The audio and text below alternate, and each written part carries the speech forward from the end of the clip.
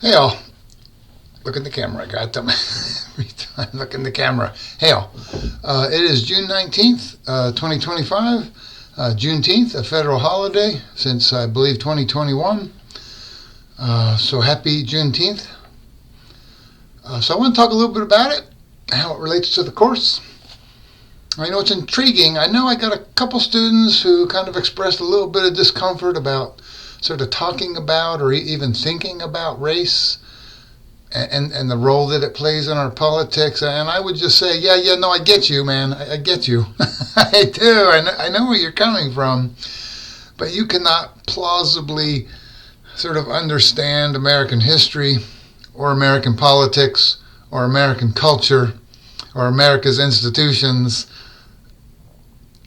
without taking race into account. There's just there's no way you could do that. It would be such an incredibly incomplete sort of recitation and understanding of that history, those politics, that culture. Can't be done.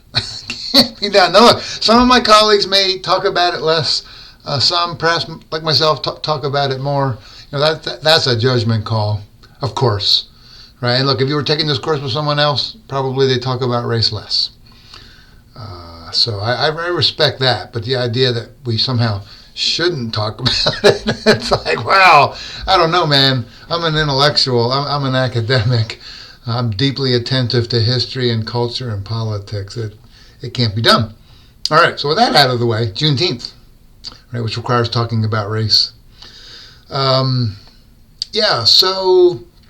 Right, it commemorates the date in 1865 when I believe it was the U.S. military made its way into Texas after the end of the Civil War to let the people of Galveston, Texas know that the Emancipation Proclamation from 2 years earlier, right, an executive order from President Abraham Lincoln, meant that they were free, that they were no longer slaves. Because back then, right, communication was primitive and pretty limited. So even though the proclamation was issued by President Lincoln in 1863, right, slaves in Texas didn't find out until a few years later. So that, right, sort of marks the official end of slavery, although I would really probably peg it more in terms of the complete abolition of slavery to the 13th Amendment, which is a little bit later. Right. Because the Emancipation Proclamation, quick note here, it was symbolically very important, right? But it only freed slaves in states that were in rebellion. Right? And in some ways, it was a military strategy to create a certain amount of unrest in the South, right? To encourage slaves to leave their bondage and cross into the North for safe haven. Because remember, right, the U.S. government did not have jurisdiction at that time of the states in rebellion. And whose institutions of slavery were not affected? The states that did have slavery but were not in rebellion, like I believe Indiana is one example, a border state, right? Where, they still had slavery, but they were not in rebellion. So that slavery there continued under the proclamation.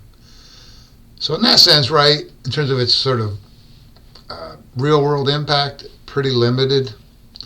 Where it applied, the U.S. government didn't have jurisdiction, and and it didn't apply to states that were not in rebellion who had slavery. And there were a few of those. But symbolically, it was so important. That's what I want to emphasize here. Symbolically, it was super important, right, because it indicated where the Civil War was headed at its conclusion, right? Lincoln was brilliantly signaling what the cause of the war was and what the end goal was with that war. Because it started out, right, simply as an effort to bring America back together again under whatever conditions, perhaps more compromises on slavery, right? Because remember, Congress had been working out compromises on slavery for many decades prior to the Civil War. And finally that failed. But the idea, was we're not quite sure what this war is going to result in, assuming we come back together. Will it simply mean more compromises on slavery? That was entirely on the table. Right, but over time, Lincoln came to see, and had telegraphed actually long before that, that a nation divided against itself cannot stand, that we must in the end either be all free or all slave. That's the way he put it, I think, in the campaign of 1860. But I'm not totally sure of that. Could have been the 64 campaign, but I think, yeah, I'm not sure. Doesn't matter. All right, and what he was telegraphing was, right, reach your own conclusions.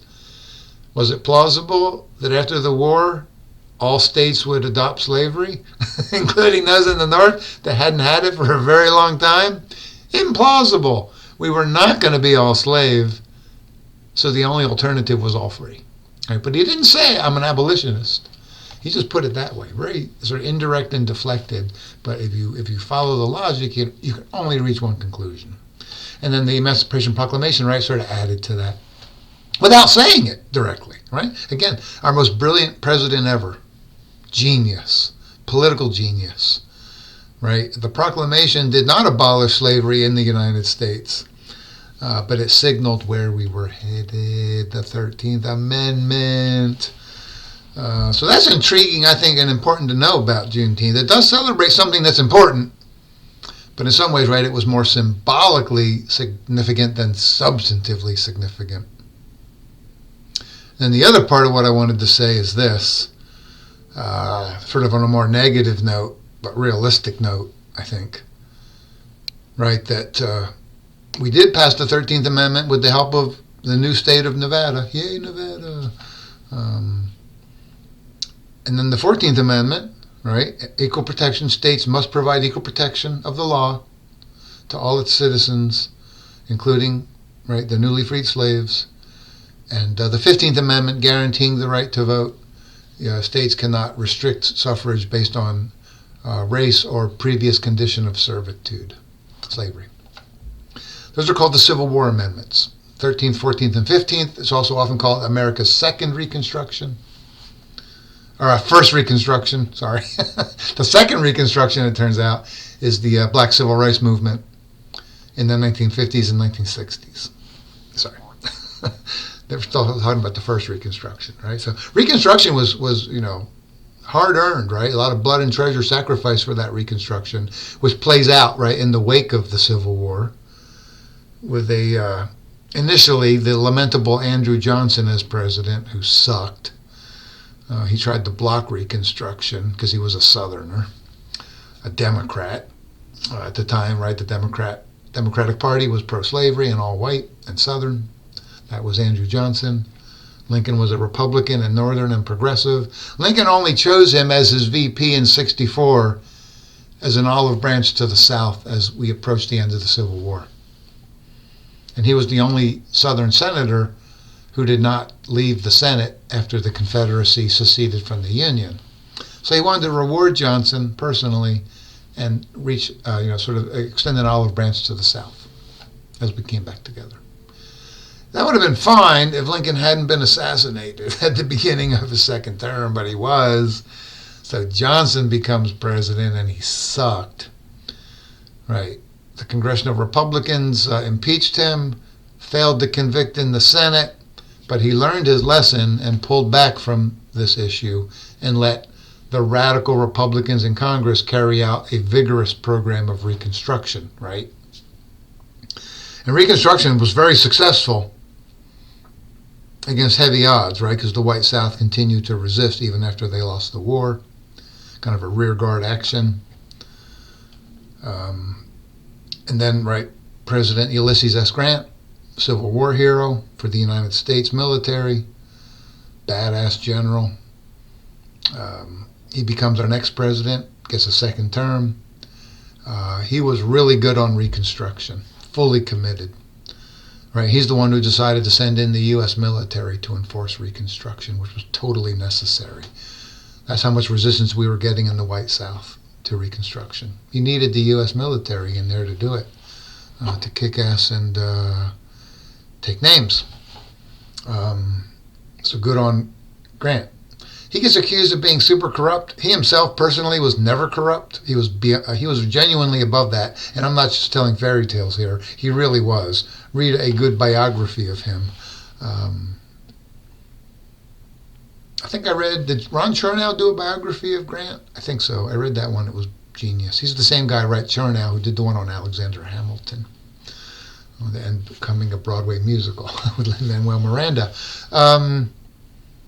Right? And so Grant does a great job.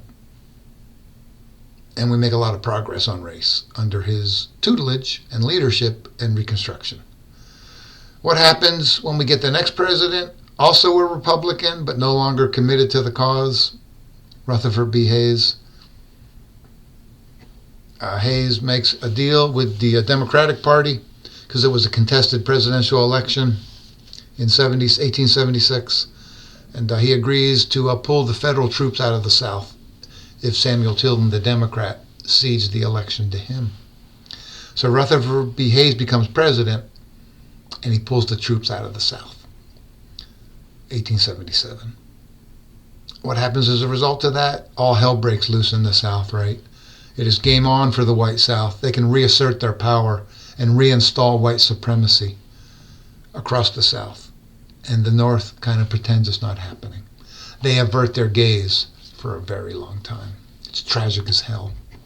So all of the gains under Reconstruction fall away. It's incredibly tragic. And in many ways, the white South is able to reimpose a form of slavery. A combination of a couple things here. One is, right, the rise of sharecropping as an economic system. Look it up on Google or use AI or something, but it was essentially tying black people to the land, and they weren't allowed to leave, and they could never pay off their debt to the owners of those farms by law. That sounds a lot like slavery. And the criminal justice system. If you look at the 13th Amendment, man, check it out. Check out that language. Check out that language, man. It says no servitude or forced labor except for basically criminal justice purposes. Right. So what became the de facto situation in the South after the collapse of Reconstruction? Right. Basically breathing while black, young black men in particular. Right. So massive numbers of black men were incarcerated and then forced to do free labor. That looks a lot like slavery.